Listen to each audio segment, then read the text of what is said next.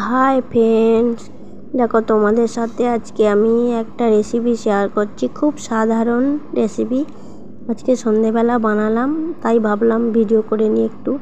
প্রথমে দিলাম কালো জিরে, গোটা জিরে, হলুদ গুঁড়ো, নুন, একটু লঙ্কার গুঁড়ো।